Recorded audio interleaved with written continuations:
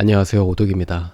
네, 어제 나스닥이 기분 좋게 프리장부터 한 4% 이상 올라가면서 시작을 했는데, 제가 어제 말씀드렸듯이 이게 뭔가 해결되고 나서 오른 상황이 아니고 그냥 기술적 반등이었기 때문에 뭔가 이제 협상이 잘 안 되거나 좀 안 좋은 상황이 발생했을 때 이 17,600을 기준으로 여기가 무너진다면 다시 이 손절을 하시던가 로스컷을 이걸로 잡아야 된다고 말씀을 드렸어요. 이 아래는 다시 이 방어선이 이 주봉 1600 16,000 라인으로 내려가는 거기 때문에 이 라인을 다시 부딪히고 내려갈 수 있어요. 그래서 개별주들도 이 라인이 깨지면 잘라내야 된다라고 말씀을 드렸습니다.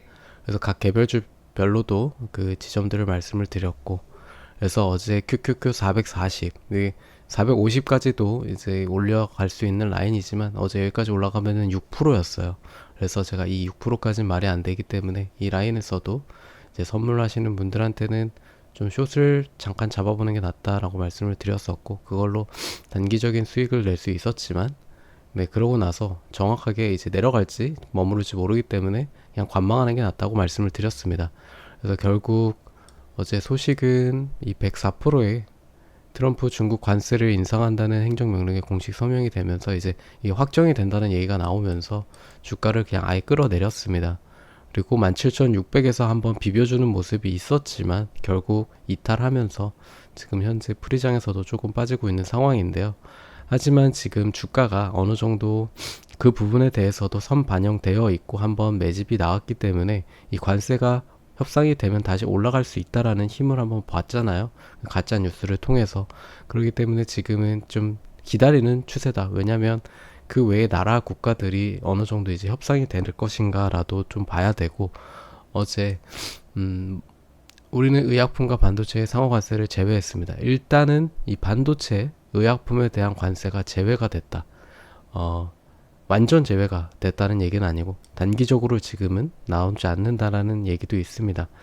그래서 당장 더 큰 악재가 발생하기보다는 이제는 협상으로 인해서 호재가 나오거나 이제 중국이 한 발 빼주는 모습이 나와야지 이 주가가 다시 회복할 수 있을 것 같습니다.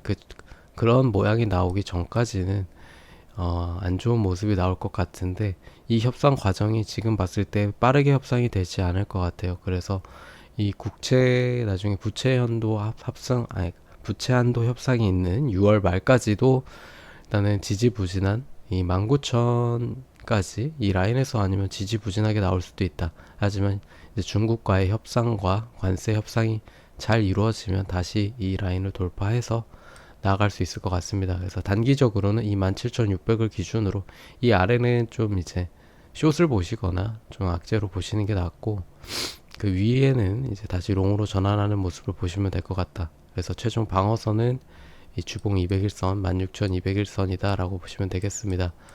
네, 그리고 지금 중요한 거는 이 나스닥이 중요한 게 아니에요. 이 10년물을 보면 이거는 이제 10년물 각 나라에서 미국 국채를 얼마나 들고 있냐를 왜 보냐면, 어제 이 국채가 그러니까 주가가 떨어졌음에도 불구하고 이 채권이 그러니까 10년물 국채가 올랐습니다. 그렇다는 거는 이거를 누군가 채권을 팔았다는 건데, 의심해 볼 나라는 중국인 것 같고요. 일본은 다행히도 오늘 아침에 일본은 미일 관계의 관점에서라도 미국 재무부 채권을 매각하지 않을 거라고 했습니다. 일본이 가장 많이 들고 있기 때문에 일본이 중요했는데, 일단 일본은 판매하지 않는다고 얘기를 했습니다. 그래서 이제 데이터가 나올 때 제가 볼 때는 중국이나 유럽 쪽에서 좀 팔았을 것 같아요. 하지만 중국이 가장 많이 팔았을 거고요. 그래서 현재 지금 트럼프가 원하는 이 금리가 떨어져야 되는데, 이런 걸로도 지금 중국이 보복을 하고 있다라고 보시면 될 것 같습니다. 그리고 지금 유가가 너무 많이 떨어졌어요. 이 유가가 이 정도로 떨어진다는 거는 경기 침체를 반영하고 있다는 겁니다. 제가 말씀드렸듯이 이 70 아래만 유지를 해주고 이 60선에서 있는 게 가장 좋다. 이게 더 아래로 내려간다는 건 이 오일에 대한 수요가 더 줄어들 거라는 생각을 반영하고 있어서 경기 침체를 불러와요. 그 말인즉슨 예전에 오일 쇼크, 이거 마이너스 유가 갔던 이 코로나 때 이게 뭐냐, 경기 침체, 아무도 이제 활성화 안 된다라고 생각을 해서 그런 상황인 거죠. 지금은 이게 오히려 떨어지는 게 좋은 게 아닌 게 유동성을 풀 수 있는 금리가 아니에요. 그래서 지금 더 내려가는 거는 경기 침체에 안 좋기 때문에 이제 어느 정도 다시 반등을 해야 하지 않을까 싶습니다. 그래서 계속 말씀드리지만 지금은 숏을 치기도 위험한 자리고 롱을 크게 들어가기도 위험한 자리입니다.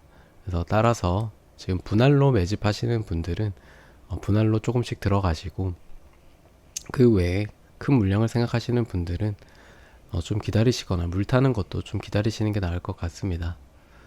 그리고 이제 개별주를 잠깐 보자면 이제 애플이 좀 중요한데요. 애플이 좀 억가를 많이 당했어요. 중국 관세 때문에 엄청나게 주가가 많이 빠졌습니다. 지금 거의 2021년 고점 부근, 네, 여기 2023년 조정일 때까지 한 170 부근까지 내려왔다는 게, 그럼 이 지금 현재 2023년부터 올라왔을 때의 가장 큰 매물대 자리에 겹쳐져 있어요. 그래서 옵션상으로는 이 179 부분, 이 180 부분이 풋 월이고 여기에 옵션이 가장 많고 지금 지지 라인이, 그 다음에 얘가 이탈했는데 이 라인은 지금 옵션이 없어서 만약에 이 매물대도 지켜주지 못한다 그러면 160까지도 열릴 수 있습니다. 이렇게 되면 지수가 주봉 200일 16,000까지도 내려갈 수 있는 상황인 거죠. 그래서 지금 다시 애플은 179 위로 올라오는 게 중요하고, 만약에 중국과의 협상이 잘 된다고 했을 때 가장 또 회복을 많이 할 것도 애플이에요. 대략 200에서 한 210까지는 빠르게 올라갈 수 있다라고 보셔서 리턴 값이 크다, 이 협상이. 하지만 지금 중국이 너무 강하게 나오고 있죠. 그래서 좀 지켜보시는 게 좋을 것 같고, 애플은 결과적으로는 애플은 관세가 있더라도 어느 정도 좀 부과가 되더라도 한 200까지는 나중에 결국 회복을 할 수 있다. 관세가 철폐가 안 된다고 하더라도 200까지는 회복할 수 있는 모습이 나올 것 같습니다. 그 외에 이제 마소 같은 경우에는 이제 대표적으로 관세에 영향을 안 받은 마소죠. 그래서 비교적 덜 떨어지는데 옵션상으로 350이 지지 라인이라서 현재 354 라인에 있다.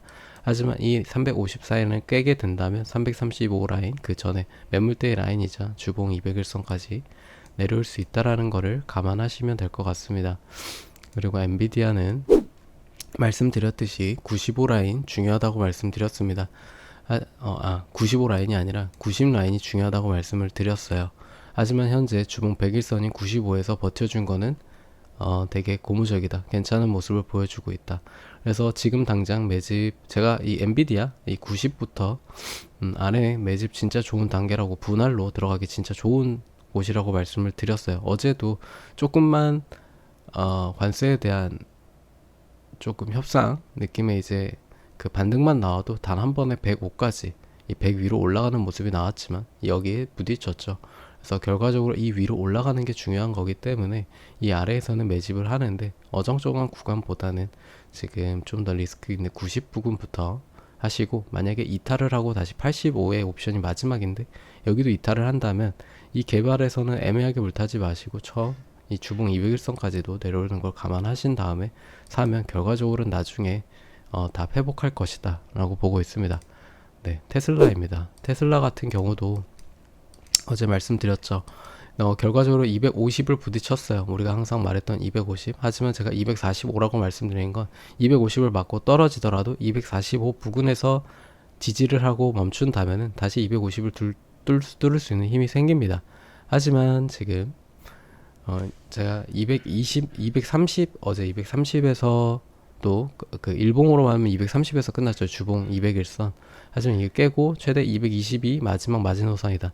220이 깨면 200까지는 무조건 생각해 둬야 된다라고 했고, 풋 옵션도 200에 많이 쌓여 있기 때문에 지금 이 어닝을 기점으로 200을 한번 찍고 갈 수 있는 모양이 나올 수도 있다. 그래서 단기적으로 지금 테슬라를 분할로 접근하는 건 괜찮다. 하지만 220에 200까지 오는 걸 좀 기다리는 것도 나쁘지 않다라고 말씀을 드렸어요. 풋옵이 쌓여 있고 한번 250에서 여기서 한번 올라가려는 모습에서 실패하고 내려왔기 때문에 200을 한번 찍고 갈 수 있다. 그래서 조금 테슬라는 기다리면서 이 4월 22일 얼마 안 남지 않았습니다. 이 어닝 그 실적을 발표하고 나서 이 관세 때문에 또 안 좋게 나올 수 있다 하면 200에서 그 아래 170 고까지도 찍고 갈 수도 있습니다. 하지만 이제 여기서 일론 머스크가 말을 잘 해서 대충 어느 200선에서이라도, 그러니까 풋 옵션이 200이기 때문에 200을 안 찍고 한 203, 202 부근에서도 올라갈 수 있겠죠. 그래서 그런 반전하는 모습이 나왔으면 좋겠습니다.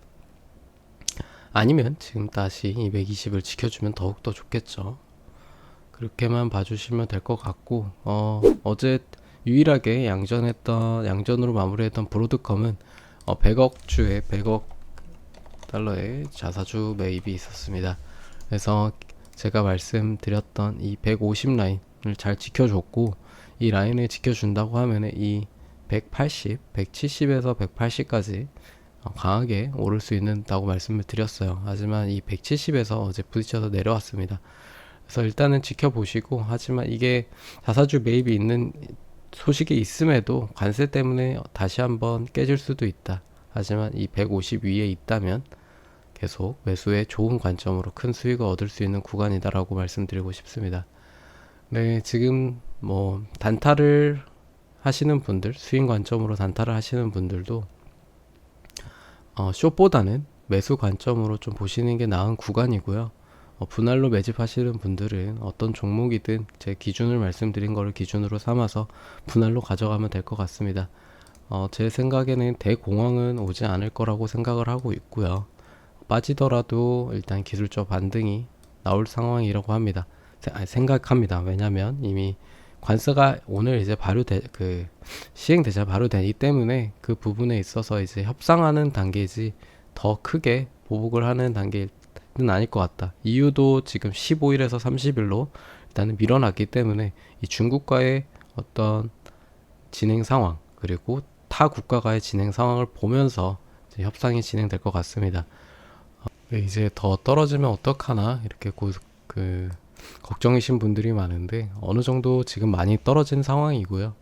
여기서 저는 일단은 나중에 좀 더 떨어진다고 하더라도 지금 단기적으로 반등이 나올 수 있고, 최대는 9월 아니면 짧게는 6월까지는 좀 6월까지는 변동성이 크고, 이 9월까지는 조금 이제 이 관세에 대해서 어떻게 적용이 되는지를 보는 구간이고, 그 이후에 어느 정도 갈피가 잡으면 금리도 인하되면서 상승을 하지 않을까 싶습니다. 만약에 이 상황에서 대공황처럼 더 꺾인다고 내려간다 그러면 트럼프도 이제 아예 힘을 잃습니다. 트럼프 자신도 그걸 원치 않을 거예요. 그것도 자기가 알고 있기에 초반에 빨리 조져놓고 그 부분에 대해서 어느 정도 타협이 다 이루어지고 이제 안정세로 인해서 안정을 잡은 다음에 상승 랠리를 버블을 더 끼워서 랠리를 이끌어 갈 거라고 생각을 하고 있습니다. 그래서 지금 이 구간 최소 6월 아니면 최대 9월까지는 조금 큰 회복은 어렵다. 왜 회복하더라도 다시 한번 꺾이는 모습이 나오고, 이런 큰 상승 랠리, 연장으로 올라가는 상승 랠리는 한 9월 이후에 나올 것 같습니다. 어느 정도 이 관세에 적응하는 시기가 필요할 것 같고요.